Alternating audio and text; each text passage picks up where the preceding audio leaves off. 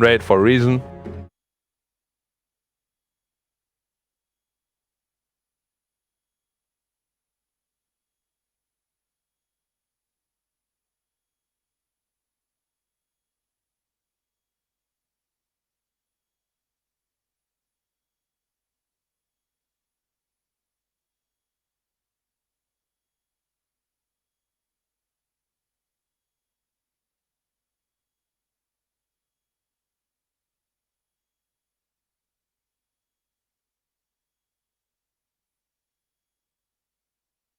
Ask right now before we actually start talking about what we're seeing in the draft. Yeah, ask. We talked about some weaknesses potentially on the side of EG.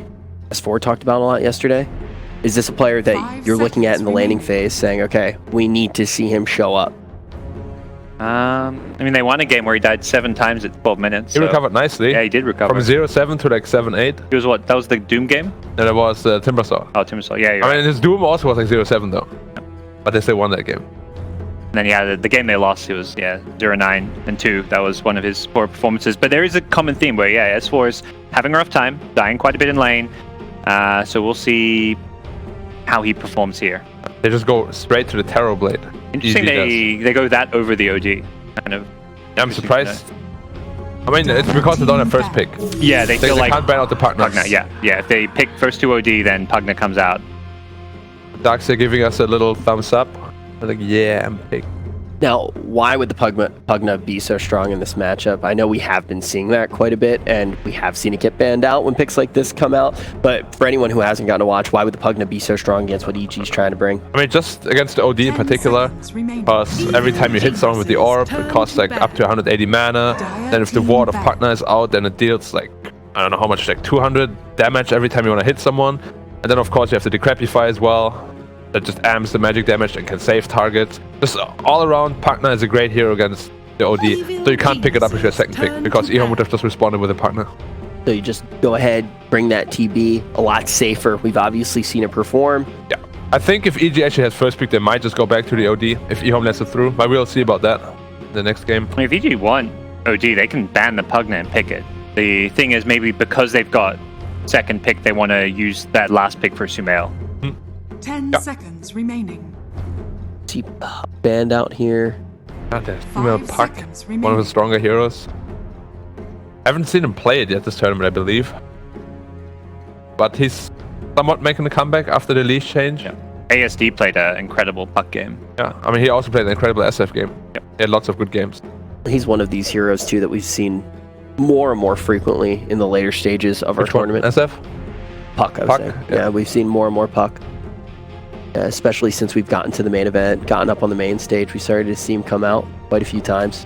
Puck is like a fourth or maybe even last pick. If you don't have any stuns or ways to deal with him, he's so obnoxious. They did play it once against Aster in the group. And they won? Yeah. I can't remember. I don't know if it was Sumail or S4 who played. I just remember seeing the I mean, they both love Puck. So yeah. No sense. Seems like a very smart ban then coming out on the side of Ehome, and that was something that we mentioned. We know that they are going to have plenty of research against EG. That was one of the reasons that we were caught slightly off guard by the OD not getting banned out. Plenty of reasons for that. Was that? Oh, there's the Pugna ban. Okay. Yeah, so speak of the devil, there it is. Devour. So this is, I mean, it's a very different approach to the draft. Not so much from EG where, ban Pugna, pick OD. That's the exact same approach we've seen game after game. It's different because they're probably one of the only teams who have last pick and they're not last picking their mid. Yeah. But the only stage you can do it when their second pick is actually this pick. Yes. So we can see they still highly prioritize the OD. It's very good with the Terror Blade. You always have a save. And I mean, the early game might be a bit rough if OD loses his lane, but there's not too many great lane heroes against him if the partner is banned.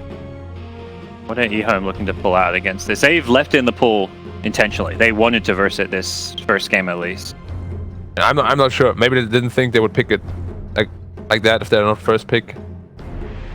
But just OD plus these position 4 roamers is so scary. If you get Astraled and the Tusk just walks next to you, you're just dead. With most of the mid heroes, at least.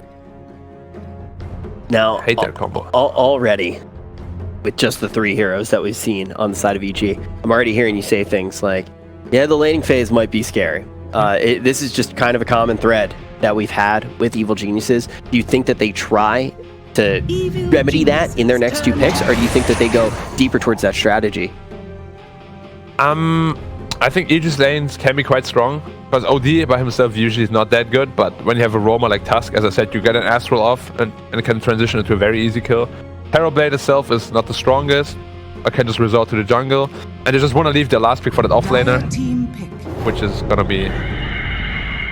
Yeah. I get Flies Phoenix, so Flies Phoenix. Again, late game. This is not a hero that excels in the early game laning stage. It's just, you know, you've got this team fight later on. You can have a slow laning stage, you can be behind, but you have this big team fight potential that you don't mind if you're down 5k gold at 20 minutes in because you can just team fight. Are we gonna see Faces Void? With the Jakiro? Yeah, I was wondering that. In the safe lane. Void Jakiro, pretty common combo. Darkseer as well. Yeah, good with the Iron Shell, and then you just get some kind of explosive mid hero. Or you could even do tiny mid. Actually, maybe not so much against the OD. I think Void could be a good pick, although you do have a save. 2 saves. This EG draft just seems very EG from what we expect so far throughout this tournament. We've seen the Phoenix quite a bit. We've talked about the OD at length. Is Ehome trying to counter this? Well, you always bring up the classes. This is like the first thing that Black brings up every morning. Tinker. It's a very early Tinker. No, well, I mean, they have last pick anyway. This is basically last pick Tinker. Yeah. It's no different. So this is their lane/game response to OD as well as, I mean, it's a TB counter, so... They should get rid of the Beastmaster, I think. Because Beast is one of the best offlaners against Tinker. 10 seconds. Anything else is great against him on the offlane. 5 seconds. Is banned out. Kind of heard the crowd there too for a second cheer when the Tinker did get locked in. Bust out some clockwork, you know? I mean, that's for clock. It's possible. It really is. It's not like the worst option here. Yeah, but I think Beastmaster would be their preferred option if they can get it. This is their first time playing Tinker at this tournament, or even they didn't play it at all in the minor either. So yeah, they did. Interesting to see how they fare with it. When I mentioned Earth Spirit being one of these heroes that you really want somebody to be skill capped on, I feel like you guys have said that about Tinker, but even further, like when you see a Tinker, do you need to see certain players on it? Do you need to see a player who has played Tinker at length? What is it about this hero that makes it difficult to play? The difference between like a really high level Tinker and just a good Tinker player, I think, is pretty significant. It's mostly positioning, I think. Yeah, positioning, but also, I mean, the mechanics too. Like the way you have to use spells and items faster than probably almost any other hero in Dota is pretty unique to Tinker. Yeah. And all those small things add up and can make a big difference. So you can still get away with just like a solid, good Tinker player, and maybe that's enough to win you games. But there is a big difference between those really exceptional players. Do you think we have an exceptional Tinker player on the side of Ehome, or is this just a pick based off the draft? I can't say because he never played it before. Yeah. But I assume they wouldn't just pick it if he is not confident in playing it. Yeah, I would say so. Yeah. So we'll see. He hasn't played it before in the minor or the major, so 10 seconds remaining. I'll be happy to be surprised. Definitely want to take a look at this Tinker in the game. Yeah. But all in all, Ehome's lineup, is it a direct answer to what Evil Geniuses has done in the most Evil Geniusy way that we've seen so far in this tournament? So I do ban out the Beast. And Leshrac. Leshrac we saw for the first time yesterday. That is so weird. The carry Leshrac then. And a mid Tinker. Offlane Darkseer. That lineup is so weird. Oh. I thought a Void would be much more stable.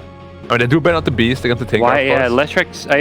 They're like doubling down on dealing with this TB. Like, here's another magic damage nuking hero. But TB doesn't even. I mean, TB shreds a Leshrac. Yes. If you're not super farmed. Perhaps it's more about the lane, but even for Leshrac, you don't have like the best setup for your stun in the laning stage if you're going for some kind of like aggro tri-lane. I mean, you have an Avalanche, I guess. The new Avalanche is quite annoying. Like, you can't actually move. Yep. And they definitely want to go aggro tri-lane against a Terrorblade. Put the Darkseer against. It's the clock. It's the clock. That's good. Maybe our first clock of the tournament. EG. It is. Yeah. Just keep busting out new heroes. I think it's the second one, maybe. I'm not sure. But yeah, clock direct counter to the Tinker. We said if Beast gets banned, they would most likely lock in the clock. Black, you're taking credit for my suggestion now. What? You are always right. The royal we. Yeah, we said this. We are one. That's I always feel like I say we too, and I'm like, yeah, we thought. Like, I feel great. We had a panel. Yeah, we are one. We are one. Yeah, I feel like I'm sorry. I need to be a better team player, Black. We did say that. We did say that. Yeah, I'm kind We also said that with Bambi's. You want in on this wee, Rich? Yeah, right. I mean, I've been saying we quite a bit, but what do we think right now 10 of seconds the draft? All in all, a few things catching us by surprise. Second Leshrac, potentially the second Clockwork as well. So, gods, what do you think?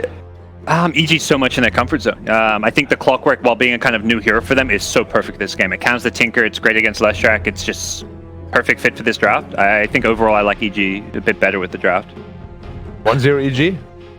Okay, all right. That's what we're going to say. A very interesting draft. Let's jump into the first game of the day.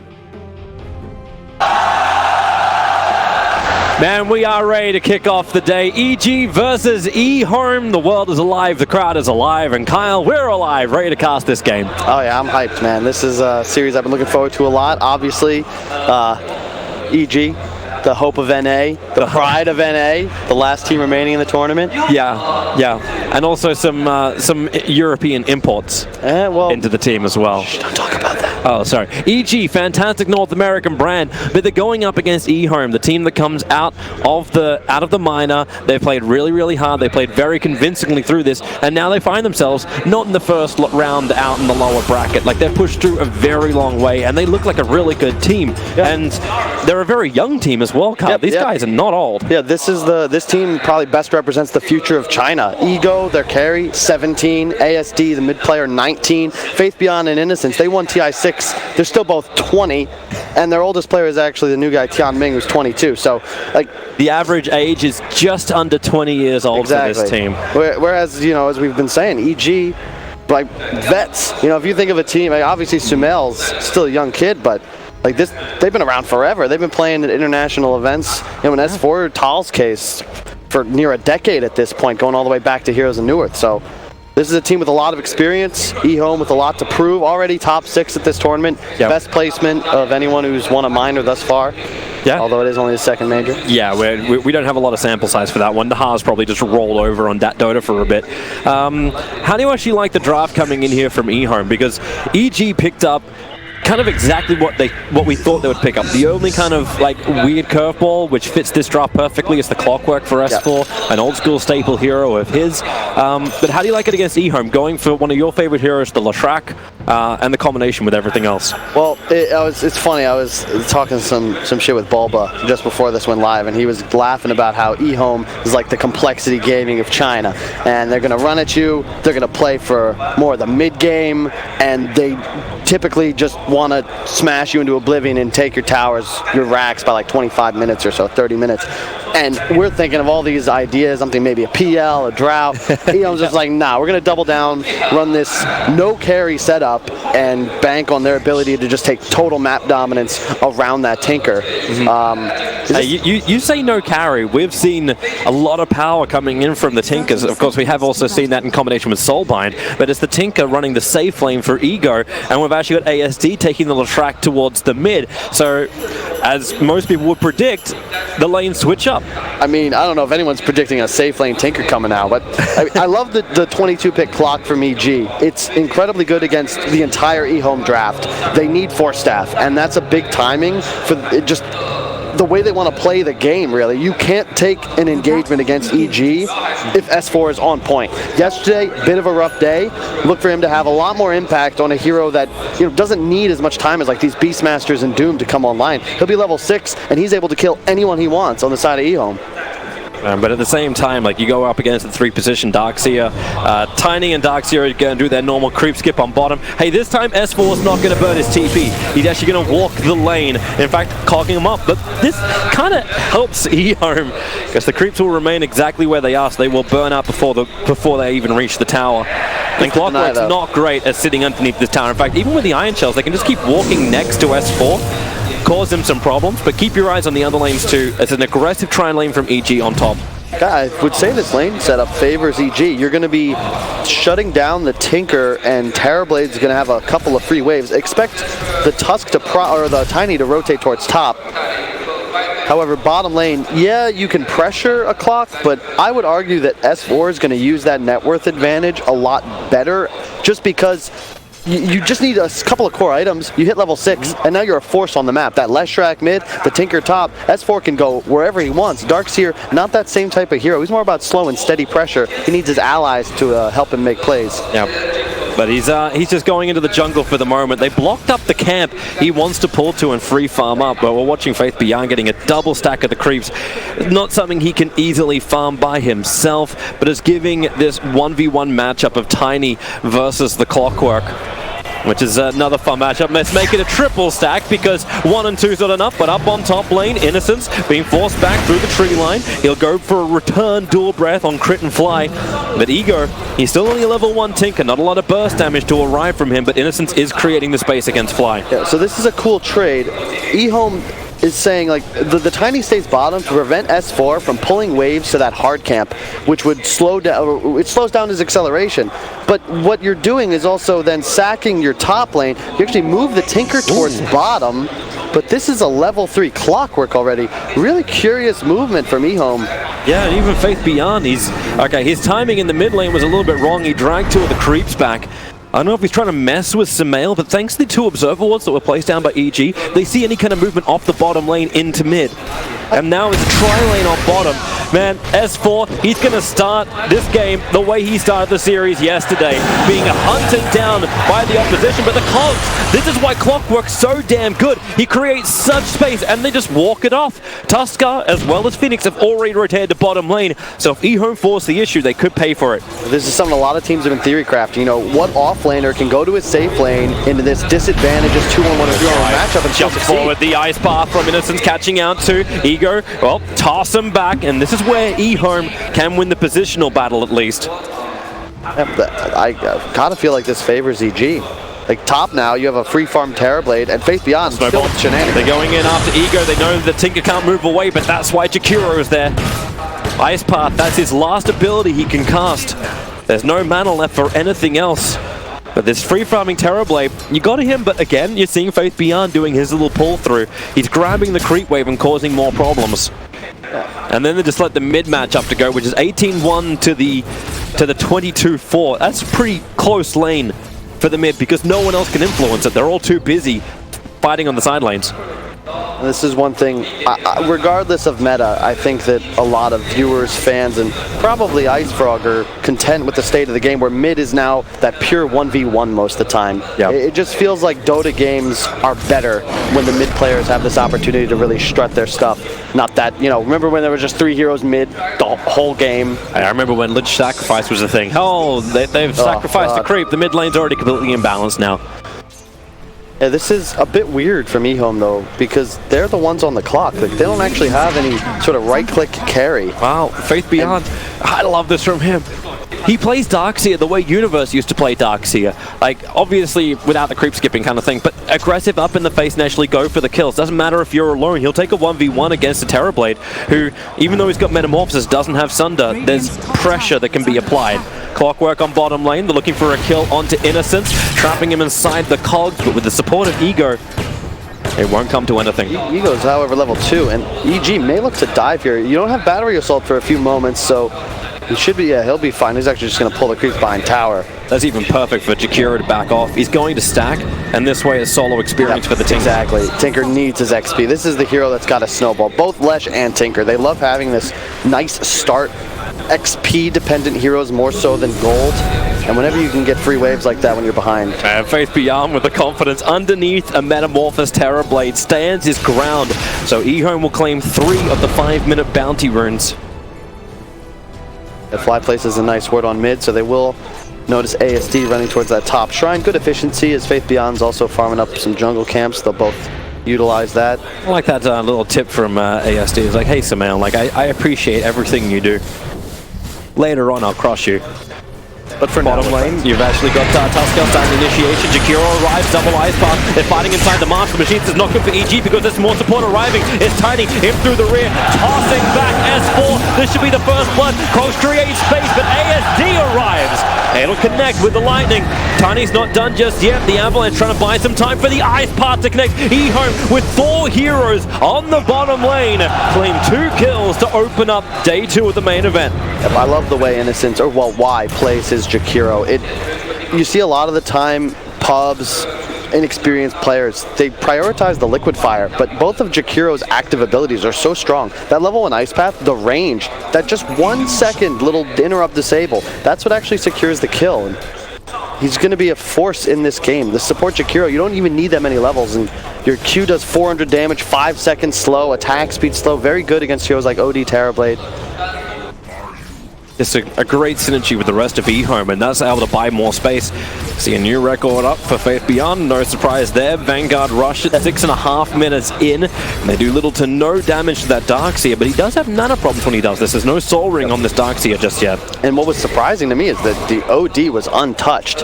Like, it's the, what, 4th game in a row now over 2 days? Sumel's playing OD. 5th, actually. He played it in their last match against Thunder Predator, too. And they just give it to him. And yeah, the Tinker is a suitable counter.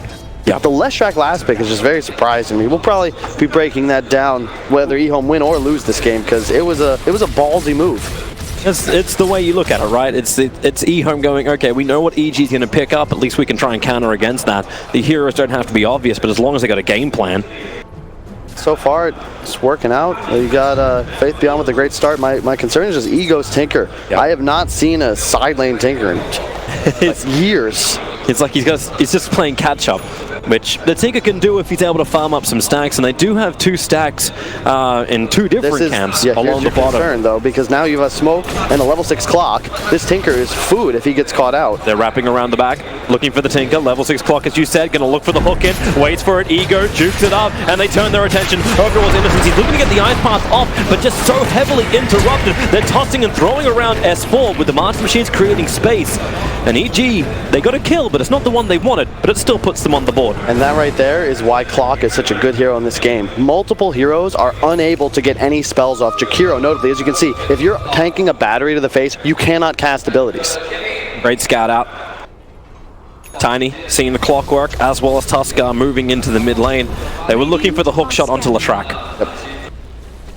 They also have the Observer and Sentry on the bottom lane that watches that movement out too. It's difficult for EG to make the most of this clockwork, but isn't this what's meant to happen? Like, clockwork rotates and you find kill after kill.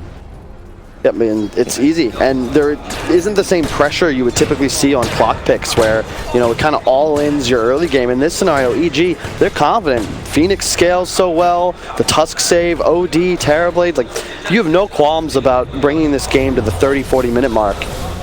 Clock is perfect, and again, you can hunt everything on the enemy side. It's the dream game for S4. Thinking about going for the Tiny. The stacking still continues for the Tinker, so he's looking for his farm there, while Tiny just contests the Radiant stack. But this is going to be big now for Ego. The fact that the Smoke Gang failed, there was no aggressive vision that went down. He needs this money, but he can't layer on double Master Machines until now. Soul Ring arrives, rearm is up. Now he can finally get the money and the levels. And I guess he's getting a lot more space in mid than I thought he would. It's partly because Sumel, he's like felt the pressure. A lot of heroes been missing, so he's just farming the jungle. Already has the treads up. He'll be going for that Yasha Kaya build again. I like that a lot more than the Midas. He's actually talking to him about that, and I think that this is the way to build OD, and he's kind of demonstrating, yeah, he thinks so too. But it does mean that you get a net worth advantage. Just slipping the way of the Leshrac, sitting at almost the same net worth as the Terrorblade. They're both hovering around the 4.5k mark, where you got 4.2k for Sumail. It's a little bit behind. The 10-minute bounty rune contest gets to happen once again. Ehome, they should already get, okay, they're going to get all 4 bounty runes. That is huge for them. The ice path goes down, but already Tiny the toss, a little bit of missed synergy, allowing now the hook shot to come forward from S4. He'll close the distance and trying to deny to the Ancients will not be in time. S4's battery assault kills off Tiny. Yeah, well executed, and that is something we should expect every time hooks off cooldown. S4 can look to find kills. Just simplifies the game state for EG. Oh, a little bit off. Arteezy's going to be the one passively farming. Sumail going to look to get a bit more involved, but also just worried about accelerating his own game. S4, he's just head on a swivel, constantly going to look for targets around the map, try and establish map dominance for EG. As you said, Faith Beyond having a good game. You can see what he's going for next. He recognizes, look, I had this super fast Vanguard Arcanes, but Force Staff is a necessity. That'll be what he grabs. And look, Leshrac as well, doing the exact same thing. You typically would see like a Yules first, but it's just so value to have a 4-staff in this game against Tusk and Clock. Yeah, it's kind of funny considering the series we cast yesterday, where there was no counter to any kind of big control, especially against the Tuskers. But it's looking a lot better for itemization this game. Ehome do have a small advantage, about 1.5k in the gold, even though EG have the 500 in experience. So this game very, very close, and kind of what at least viewers would have been hoping for, depending which part of the world you're from. Yeah, mid, they've got A. Yeah, they're going to force TPs. So Fly tomed up, they're ready to go. Hooks off cooldown as well. And he's looking for it, but already the attack in from Tiny. Tosses a Valble, throwing him back underneath the tower. Into the pulse nova. Nowhere S4 want to be. The Phoenix Sun does come out. They all got hit by the sprites, so they can't attack fast enough. Imprisonment from Sumail is actually going to at least buy time for Jakiro to walk away from this, but it will still not be enough. The shards are blocking up. Innocents can't walk out, but at least he can get the ice path down, so Fly will die in the back lines. This looked actually pretty clean at the start from EG, but it ended up being a 2-for-2 trade-off. But you do get Leshrac.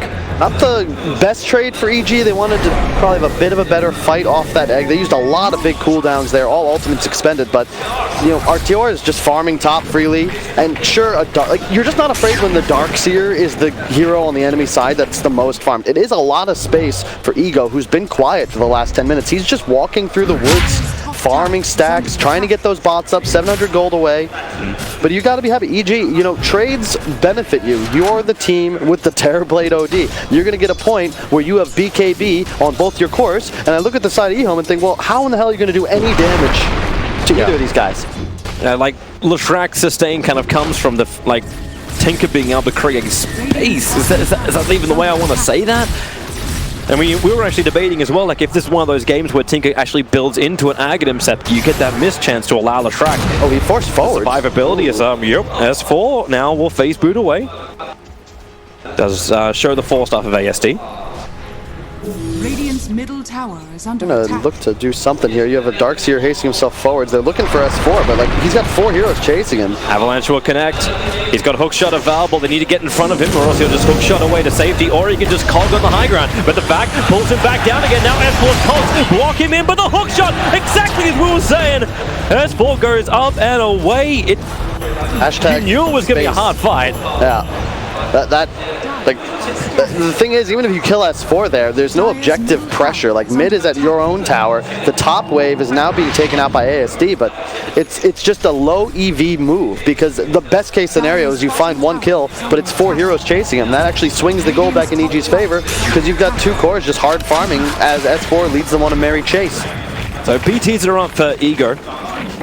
Or the side lane pressure which EG's been having sounds to be a little bit more restricted. So how hard does EG want to push? Like, your Terrorblade's farming up, but you need to remove tier 1 towers to control more of the map. Because so far, no tier 1 towers going down. Look at Arteezy. He's farming in his own jungle with the meta pops. Like, he has no intention of leaving his side of the map for quite some time, and you're not pressured if you're EG.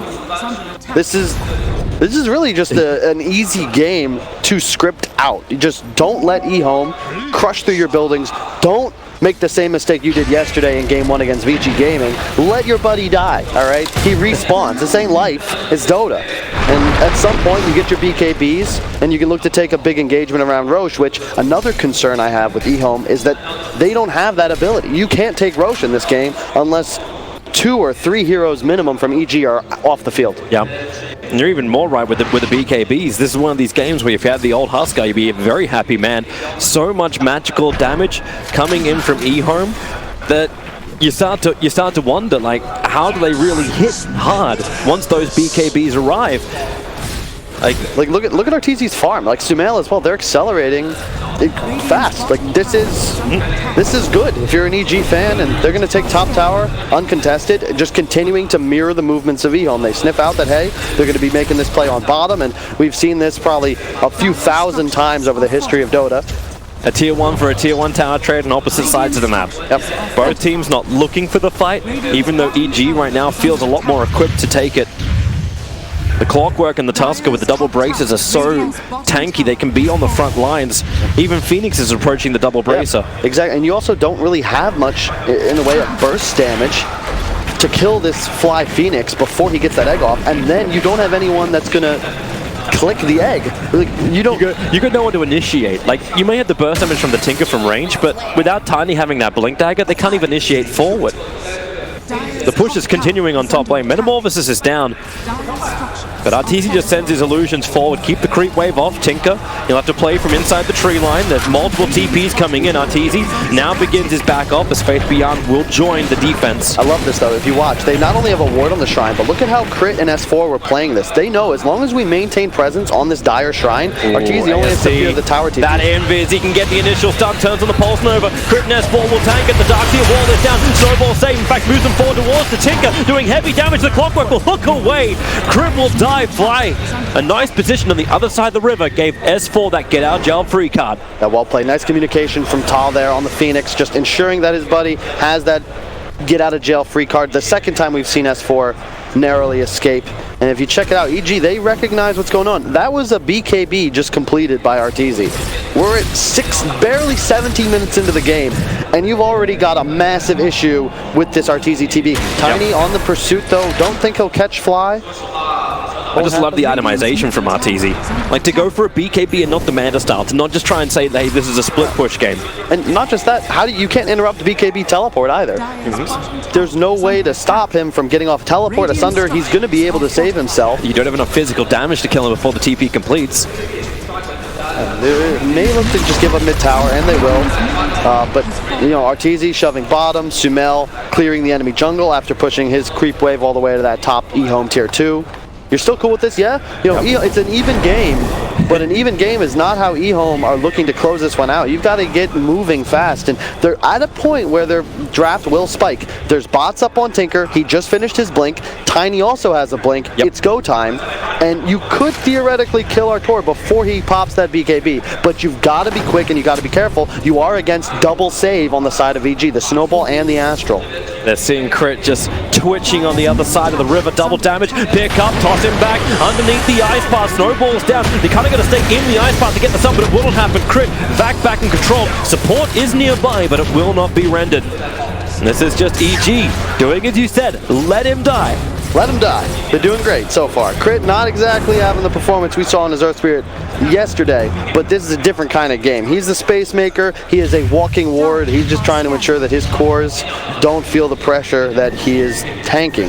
It's actually kind of like a fun build to watch in from ASD with a Latrak. So he's going in for a Bloodstone. That's some heavy regeneration. Once that Eclipse hits, he can get his life back again pretty quickly. S4 just walks out with a cog. He was looking for divine intervention because that's the only thing that would have saved him at that point. That was a bit of an odd maneuver. Felt like he could pressure the Lesh, but you know there was a Force Staff available too. Didn't expect the +1 from the Tiny, but you know there was no one else showing on the map. Probably thought he had Crit closer. Like Crit was nearby, but Crit's also still looking to farm up. He's actually building for a full pipe, so trying to negate a heavy amount of damage from Ehome. And EG do have to play a calculated game because you are up against a Tinker. He's always going to have an easier time ensuring lanes are shoved. And if you make a couple mistakes, all of a sudden Ehome is going to be off map and just pressuring your side without anyone needing to deal with this Terrorblade illusion spam, because you can just throw down one TP from Ego and suddenly the wave's going back towards EG side of the map, which is why I like this warding. You see two defensive wards on their own high grounds up in this top Radiant Shrine area that not only defends Roche, but like you can even see that you have a triangle actually around Roshan and the next objective they expect Ehome to go for. I still wonder when someone's going to start to de-ward this Observer Ward from EG. It's not the first time we've seen them place it. Inside the dire jungle, they just see this deeper camp, and it's a consistent ward for them, but all three sentry wards that were planted down from Ehome do miss it. The bounty runes happen once again, and Ehome once again will claim all 4 bounties. This is the second time this has now happened for a team that's meant to have map control. Artur got one. He got one? Yeah. Okay, so 3. They got 3. They probably could have been a bit more aggressive, but again, you don't know what's going on in the team comms. And if I'm EG, if I'm Bulba, I've looked at this draft and told my team, look guys, don't do anything really stupid, all right? We can do this. They're checking Roshan. Ehome are worried about it. Latrak's pushing in the bottom lane in the meantime. He's getting TP towards the mid because Avalanche. No! He got the melee creep that was with clockwork. And EG are looking for the counter initiation. You know, Ehome don't want a bar of this. They just got the Bloodstone completed on the Latrak. Yeah, this is a power spike for Ehome. You got to be careful if you're EG. You've got your ults up. You want to take a good fight here. Yes, but there's a Crimson Guard mech on the Darkseer. Movement forward. Hookshot in from S4. Cleans up the line by putting the cogs down. But the 4 stars from Ehome allow the repositioning. Ego's getting the Master Machines down. The Ice Path and the Macropyre. Not to mention the Darkseer wall. It's causing problems for Evil Jesus. They want to back up. The BKBs have been expended. And Jakiro is the only one to die. And he buys back. Looking for the fight to continue. Here's your jump forward with a thunder. In from Martini combining with the Eclipse of Snowball. All of EG are taking the Uber try. All the way to the tier 1 tower. Killing off the Jakiro for another dieback. Tani down as well. Latrak's finding the back lines, but he's low on mana. Darkseer is pretty much out of it. So EG turn their attention to that mid tier 1 tower. Huge fight for EG. Massive sunder for RTZ. Oh, Latrak, are you really pausing this? Tinker Rockets are flying in. He's keeping the spam up, but no one's low enough to die. And you can see EG, you got to be careful about these long engagements. When their BKBs are up, they have no fear. As they fade, you can see Faith Beyond Chasing gets a sick back off, and that's that tiny stun. It's one of the easiest spells to BKB because of that quarter-second delay before you're actually incapacitated. And RTZ just like, oh, casual. I have no more damage taken anymore. Yep. Gets the free sunder off. You get tier 1 tower mid. Well executed, and that's what EG wants to do. Swap, trade your BKBs and big cooldowns. Get some sort of established pressure on the map. Take the engagement, and then go back to your own side and farm up. And Tani's gonna be pissed. Yeah. That fight would have been so different if the tossback came on S4. And they use the Leshrac Bloodstone cooldown as well, of course. Bear in mind the change and no longer Sacrifice yourself. Yeah, it actually just heals you. But it does cost a ton of mana, which is why it's a strange item to see on Lesh nowadays, because if you use it too early in a fight, often you're going to run out of mana, especially if you do what ASD did, where he actually put that second point into his ultimate early on. Yep. I prefer to keep it level 1 for quite some time because you end up having mana issues, especially, you know, you take a couple OD headshots from the orb, pop the Bloodstone, all of a sudden you've got maybe 3 spells to cast. Maybe this is also the answer. Like, then again, Sumail, he's now going in for the Kaya. We're not seeing the amplification just yet, but it's the effect of this Andy's Eclipse. You get hit so hard from this, how's Latrak meant to stand on the front lines if he doesn't have that life? But because now how is he meant to do damage? A full pipe is completed on crit. The support, well, tanky as hell, and now going to help provide protection for all of Ehome. Yep. And this is where I like what EG did. When they have the Phoenix, you have a Tusk. Both these heroes have GPM talents, and they both love utilizing items. So it doesn't matter that S4 is so far behind his enemy offlaner. Ehome has to run. That's a double damage Terrorblade with a BKB Metamorphosis ready to rock.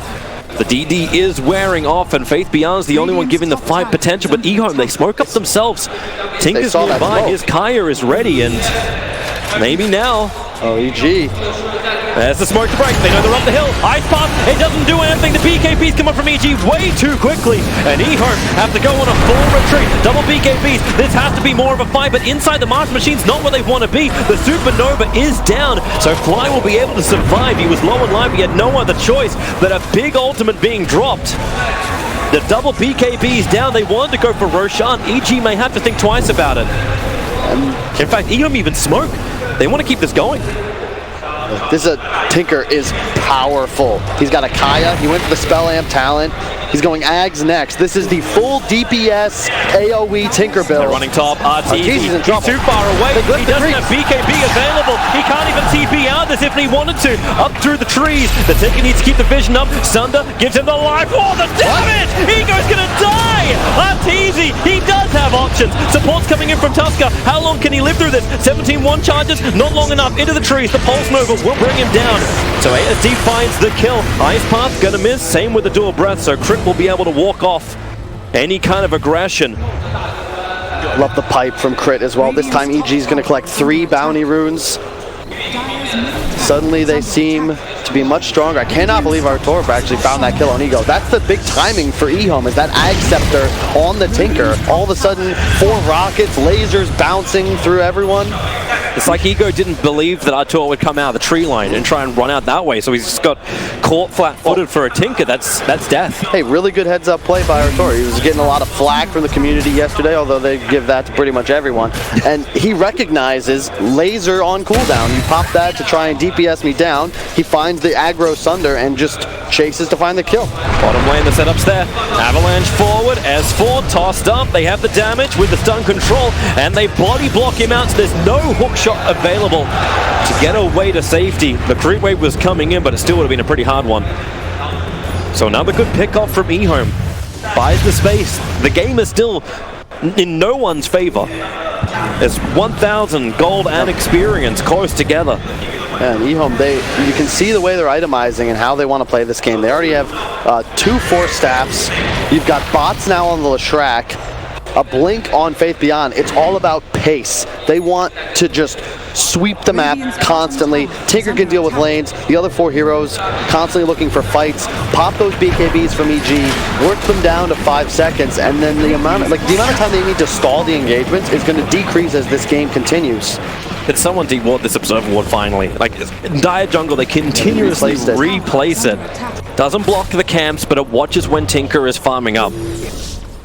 And I like this from Crit. Just, he has the pipe, S4 going for the Vlads into Blade Mail. Blade Mail, very effective against Tinker because it makes it Crit. It's hit or miss whether you can rearm into immediate blink if a Blade Mail target is standing in your Marcher machines, because you're constantly bombarded with those tiny ticks of damage. True. Just like in the way Crit played that, with a little bit of extra information, he walks down the river and not just straight down the lane and into the Dire Vision. Able to avoid the EG gank. Avoid the Ehome gank. Ayasha finished on Sumail, going for the Dragonlance next, probably into a Hurricane fight at some point. Rocket reveals the Tinker, but Tinker completed his TP out only just in time. S4, and you can even see, look at Fly, he's doubled down. He bought a Midas. I think he finished that like post 20 minutes, but you just don't care, because if you're EG, you know, like, it's so much easier to kill a Tinker than it is for your enemy to kill your Terrorblade. Just the way this game functions. Ehome, you have a couple Force Staff, sure, but there's no hard save like an Astral, like a Snowball. Yep. And it's S4, like, you can't itemize against this. If he finds the Tinker, he's in trouble and isolated. That's the real target for EG. The Leshrac as well of ASD. Gonna start dealing some heavy damage. Expect him to get that level 20 Pulse Nova damage talent. Already 3 points in his ult. He'll start doing 230 a tick once he skills that up. He's gonna be going for BKB next. Butterfly finished on Artur, so he's just going to accelerate even faster. Roche eventually will become an objective here, but it's so difficult for either team to fight the enemy in the pit if they're grouped up in a choke point. Yep. So wait for a more considerable advantage, a numbers advantage specifically, if you're EG. It's just side lane pressure. Tier 2 for Tier 2 tower. As far as trying to keep the Tinker on his toes, always that Clockwork rocket out. This is the primary reason why the Clockwork was the 5th pick from EG. They needed a catch against the Tinker. And how many times have we also seen this? Tiny sitting on the bottom lane, just mopping up the creep waves, always adding side lane pressure. Faith Beyond's taking care of the mid. And eventually EG will want to come high ground, but up against a Tinker, even like Tinker and Lightning, it's so difficult to do. And right now, it's Ehome who's winning the Tier 3 damage battle. Yep. And you can see the difference in just concept. EG running more of a obviously a 2-core lineup, 2-3. Ehome with 3 cores and then, you know, a 4 and a very poor 5. Both supports of EG, thanks to the Midas, the GPM talents, they're going to scale. So sure, S4, like, his net worth has been pretty static, but he's got his core items up. He has no problem with rich supports in a game like this. And it's more space for the Sumail and Arteezy dual core. Oscar's been forced back, thanks to Observer and Sentry Ward up on the hillside. This tiny Shadow Blade We're not going to catch up more, but the Observer and Sentry from Dire side will be able to see Terrorblade, but they want to find Clockwork. Toss him back in. Perfect ice path. There will be the problematic of that Blade Mail of Clockwork, but they just tank through it. Yes. And find the kill. A quick D-Warp, but the Darkseer Wall creates the illusions. Terrorblade wanting to walk away. He's got BKB available. The ice path's already connected to Terrorblade on the half-life. Remember that Sunder BKB. They need to burst him down, and now he'll BKB. Looking for a Sunder target. It's going to be the Darkseer face beyond. The support is moving in. Tinker TPing to the Shrine. These BKBs, they're wearing out quickly because they bought them so early. They're force-stopping forward. They still want the Terrorblade. No Sunder, no BKB. Tiny toss him up in the air. The ice path won't connect, but maybe with Leshrac in the middle of the fight. Defensive imprisonment is doing the work, and Tusker could create space in the back line. He's got the space created and the shard block up. They will not want to force it any further. Tiny dies, and you manage to keep Arteezy alive on the whole of Ehome, chasing him to kill him. What objective they had. That was a confident move by Arteezy. He pops the BKB and doesn't teleport out immediately as he could have. Instead, choosing to trust his teammate, Sumail coming through with the clutch Astral just before the Lesh stun connected. And that's the issue. Once you're Astral defensively, and then the egg is on top, if you're Ehome, it's indefensible. You cannot continue trying to assault EG's backlines because they're just too powerful. The turnaround potential of a Tusk and a Clock catching you off guard, like, The double save. Blink on OD ready. Oh, hook shots out, and you'll say goodbye to Innocence. TB the try is being cancelled. I like this item from Sumail now. All of a sudden, he can find himself on top of whatever target S4 gives him, be that the Jakiro now, but later in this game. Surging. Tiny forward. He's not underneath the sentry ward. They got their own sentry. Now he is visible. And he jumps in. Double avalanche. They need a combination. The stun with the back with the BKBs from Sumail come off. He's got Eclipse available. He can just drop it on the heads to the north if he wants to find the kill, but he doesn't have the vision to play with. Now his BKB will wear off. Defensive imprisonment. Is there a follow-up? Does Leshrac? He preps it. The ice pass. Sumail! He blinks away. Cripple go into the snowball. That may be able to make more space in the shot. He controls up 3 in the back lines. Another defensive imprisonment from Sumail. Cripple finally go down to the Dagon of Tinker, but they're looking for a force up in the Eclipse. Sumail is trying to style, but even he does not have enough style to get away from that Ehome lineup. Overconfidence from EG. Meta's on cooldown. Arteezy had teleported out towards bottom. You do not want to be there. It's fine to lose Tusk, like we've said, but Sumail just a bit over-aggressive. They're going again. Avalanche in. Arteezy now the target in mid. They want him to burn this BKB again. He can send a life on Tiny, but it's not a lot of life. He gets back again. The ice path will miss this. Not to mention the split earth, but he's BKB. He turns around looking for the kill of Leshrac underneath the Supernova. He feels more confident. S4 as well, but they don't have a lot of life. The dump from the Supernova will connect over on the high ground, but with the avalanche behind the line, they still need to keep moving north. It's just not possible. Ehome, they're sliding all over EG, and EG is slippery as hell, all down into the grave. 5 heroes die, crit respawns quickly, but Ehome, they are getting the fights they've always dreamed of. Yeah, Arteezy's gotta be spamming illusions towards mid. I understand you don't want to allow these lanes to head towards your structures, but you've got 2 heroes dead. There's no reason EG should be taking that fight aggressively. Like, saving Arteezy is the goal. Even if he's got a BKB run away, so be it. It's already down to 6 seconds. Like, Crip, he's walking in. He thought he can go for some shenanigans, but the Observer and Sentry is up. Tiny keeps him occupied as Roshan will go down, but you know support wants to jump over. In fact, it's going to be Crit starting up the counter initiation onto Tiny, giving Sumail some intel buff up. So Tiny will throw away his life to create the space for Ehome to get the Aegis of the Immortal. And that is in the hands of Leshrac. A 20 Bloodstone charge now, Leshrac. Yeah. It goes back to this concept that we've seen abused by many of the top teams in this tournament. Which draft scales more to deal building damage? And that's what Ehome is working against. You're playing great. They're playing better than EG right now, but they don't have the ability to punish mistakes like EG does. If EG takes 1 fight and the Terrorblade's alive, Tinker's dead, that's a Rax, maybe even 2. Ehome, you win this huge fight, you wipe your enemy, and you get just the Roshan. And even that was a little close, because you got to back up immediately. You don't have the time anymore to look and establish any map control, just because you don't have that raw physical damage, and nobody's going to be scaling to do that. Like, all you really have is Edict. Like, that's it. Like, Diabolic Edict from the Leshrac. And you do have, you have Tiny with Tree.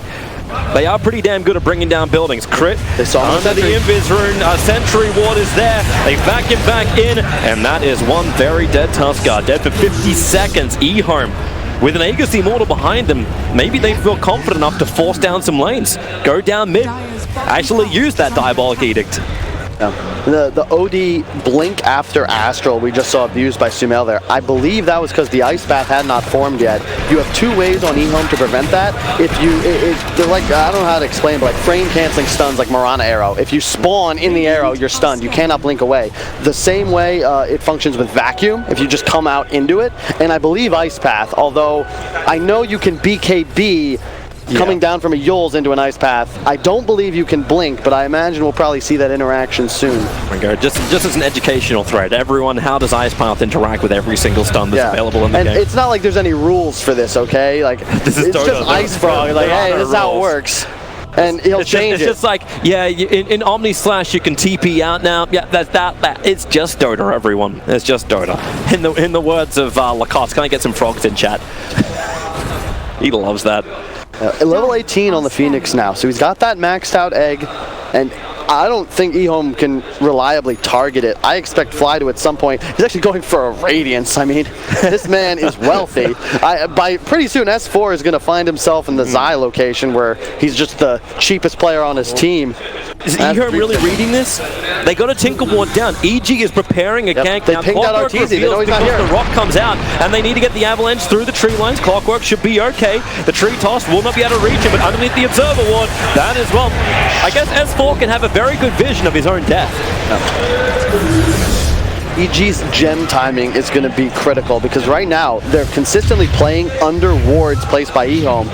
You don't want to grab it too early because then you might potentially lose it, and then all of a sudden Ehome's massive lane shove kickoff potential. Doubling forward, looking for the kill on Arteezy, but Arteezy only had to walk a little bit further forward. Avalanche toss, something needs to save ASD. The Aegis Immortal will break. Arteezy still in his BKB as well as the Sunder. There's going to be a hard fight for Ehome to take, though inside the Darkseer Wolf and the Macropie. Maybe they have the damage. Perfect. Phoenix Sun is out. Ehome must retreat. Tuskar will fall. Ehome do get out of range of the Phoenix Sun, and you've got Leshrac on the run, banished up. He triggered the Bloodstone, so he already got his life back up again, but the Tinker, the laser hits, the Sun Ray will burn through. Leshrac goes down. Tiny will join him too. Fly is going to do so much work. He'll get the kill on Tiny in the back lines, while Jakiro dies in the front. Fly with a double kill. That fight's not a favorable location for Ehome. You want to be around creep waves or structures. You have a Tinker on your side, and the nearest wave was a full 2 blinks of distance away before you could even start getting rockets off reliably. Like, just well played by EG. This is how they win fights. You can't kill Arteezy reliably anymore. He's got a Satanic. You mentioned 2,500 right? HP. Like if Ehome really is the complexity of China, it's the mid-game run at you. They took the fight up on top. There was a ward inside the Radiant jungle, and that's why you saw Leshrac just TP to mid, Nova down the wave, and then jumped into the jungle. They want to kill up Arteezy. 1 kill isn't enough for them. They want to find more. As Fly, well, wants to stay alive as well. Ego begins his TP out. But Fly, you know that Radiance you were talking about? The Relic's coming out in the Courier. Oh, look at mid And lane. even look towards mid. Darkseer. BKB's available. He can survive through this. He'll BKB inside the cogs. Tinker needs to make the most out of this. Can he actually laser and buy some time? And no, the shots. Darkseer, Arteezy. He's uncertain if he wants to take the fight. He was blocked out. The tree prevented him from actually entering the Ice Shard. May have been able to finish Faith Beyond. The Force wasn't on cooldown. But he does have Greaves, pretty tanky. And you look at it, all of a sudden EG is a 4K gold lead. It went from minus like 2K, 6K swing. They've cleared out the towers, and this is how you want to beat a Tinker. You keep him in his base. You remove his structures and his ability to play the map. And now, camping creep waves, you can find kills, and all of a sudden it's a lot scarier for Ego to venture out on the map alone. Especially now you see OD with the Scythe available. And you'll have the Hex. It's the amplification with the intel. That's 178 int on the OD, which all goes to buffing up the Eclipse. Thanks to the Tinker Observer Ward that's down. Arteezy knows exactly where Tiny's walking, but Ehome, they're running up behind. They want to be involved in this fight. The Lightning Storm will bounce. He's underneath the Tinker Ward. He'll bounce a little bit further out. He's out of vision, just letting the rocket spam forward, and maybe they have enough control, but no! There goes your Eclipse. Faith Beyond's BKB will protect him so he can surge himself away underneath the Phoenix Sun, but on the other side, Clockwork dying to Leshrac. The blink forward from ASD gives him a double kill, but you know Sumail once more. 28 intel stolen. He hit so hard. Make it 32. Eclipse, he'll have his way to jump back out to Ego. A quick blink. Faith Beyond. He's running back as Arteezy chases him as well. ASD will finally go down. That was a certainty. Artur has done a great job thus far of avoiding the vac wall. Even if you're BKB'd, you will spawn a wall illusion, and that solves a lot of Ehome's physical damage problems if all of a sudden they have a Terrorblade of their own, dealing almost 100% damage. You don't get certain item bonuses, but man, like, this feels like just an easy game for EG, similar to Vici in their last series, where Vici Gaming just drafted themselves into a hole. They put themselves on a clock in that decisive game 3, and even though, like, I don't even know if EG feels like they outplayed Vici, they were just in a position where they had a much cleaner draft, and it was far easier to execute. Ehome, they put themselves on a clock.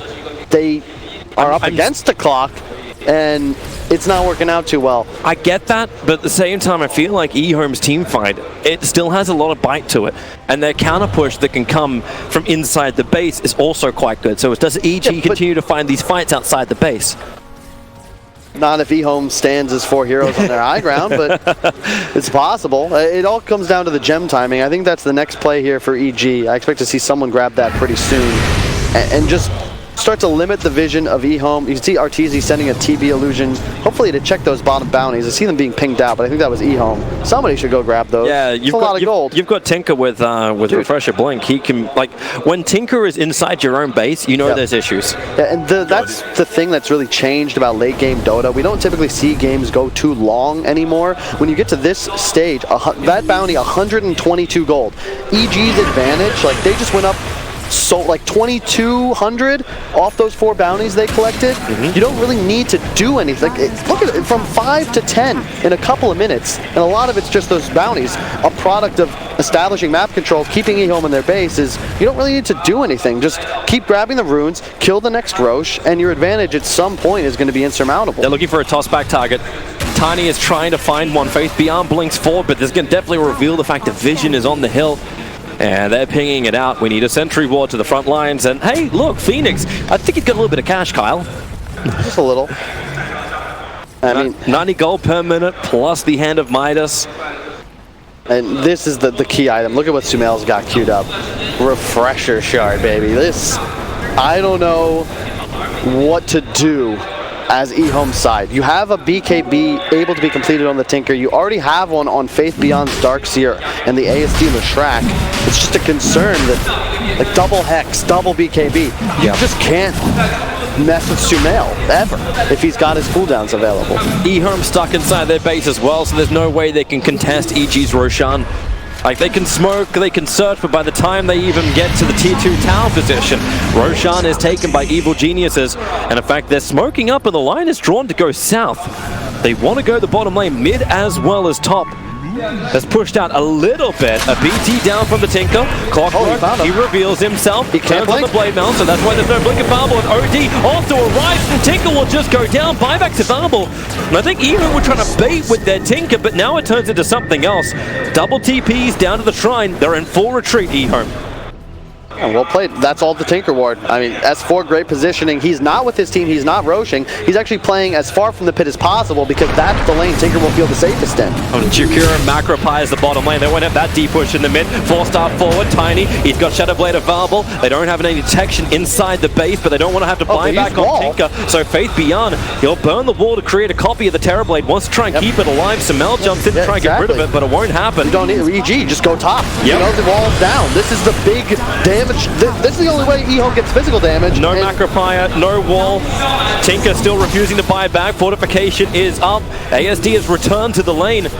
But looks like evil geniuses and will take this top lane of Rax. Watch for Sumail to just get active. He's so threatening. There he is. Buyback from the Tinker.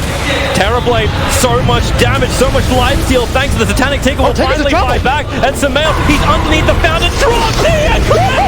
A triple kill on the back of 36 stolen int! Man! Ehome have to be... Well, yeah. Get educated. Tinker's dead. That was the Tinker buyback. This is the game, really. Without Tinker, there's no way that Ehome can really defend their lane of their base. What I said, one fight, one kill. Tinker's dead. Oh, well, easy win. Just like Powerball, one fight can change it all for you. Even Refresher will be purchased up by Terrorblade. They got the Hex out. They damage onto Jakiro. Sumail hits like a truck, 40 soul intelligence. They're trying to get the counter kill into him. Sumail is low, but he will be able to survive. And in fact, they go in even deeper. Sumail actually got got the Sundered Life out from the Terrorblade, and that's who ASD is chasing down. He's forgotten the rest of his team. He's chasing after the Terrorblade, but it won't happen. Hook shot avoided. ASD, he's buying time, but I'm not quite certain time for what. Look at where Sumail is. He's in the base, casually just hurricane fighting. Just killing everybody. Oh, he buys the refreshers. Oh, yeah. He actually bought it before he must have sold it and repurchased it with the Eclipse. He gets one more kill on the Faith Beyond. Latrak is still battling as much as he can over towards the Shrine to get some mana back so he can try and battle against Crypt, but won't. He'll blink down instead. The Tinker's still dead for 37 seconds. They can't take full megas. The tier 2 tower is alive on bottom. So they have a little bit of time. ASD will now just, with the bounty room pickup, he needs more creep before he can afford his sustain through the Octarine. Now he can get it. Oh man, it feels like it was an EG game. Easy EG game. Nothing even changed, you know. Bulba is just like Ash going up against the Elite Four of China. You win this one, probably go up against LGD if they're able to beat Fnatic. And he's just like, you know, why would I change out my Pokemon? OD, Terrorblade, these work for me. I'm gonna keep it going. EG seems super effective. But Ehome, they are fighting. They are not giving up. Just like Ash, you keep losing a whole bunch of tournaments, but you still keep turning up. Hey, don't worry, it's the heart of the Pokemon. Wait, hang on, I'm getting crossover. I mean, they definitely have the record for most top 3s at an event for probably over the last, you know, half decade or so. Don't have, you know, just there's a lot of good Dota to be played, all right. Even the ones that don't make the land still have a lot of talent. Hey, they have the power to fight. ASD's finally having some sustain. They took a long time to try and even bring him down. Even then, EG failed. But because EG went for objective-based gaming. Sumail was in the base. Okay, yeah. His Aegis popped 200 units from when he would have been in the Fountain's attack range. They're smoking. They're coming for a fight.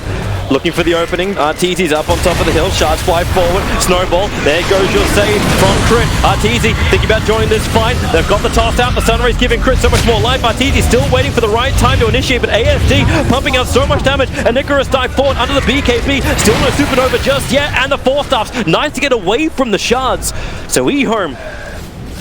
So a little bit of chip damage. It was their initiation onto the support, but they still can't find the kill. Instead, they find Sumail. The Avalanche. He'll get the BKB off the Avalanche. He was never able to connect. Tiny hexed up for the moment. You know Sumail wants to get a little bit of intel. Okay, that's a little bit of an interesting Hurricane Pike, but now the orb. Boom, boom, boom, boom, boom.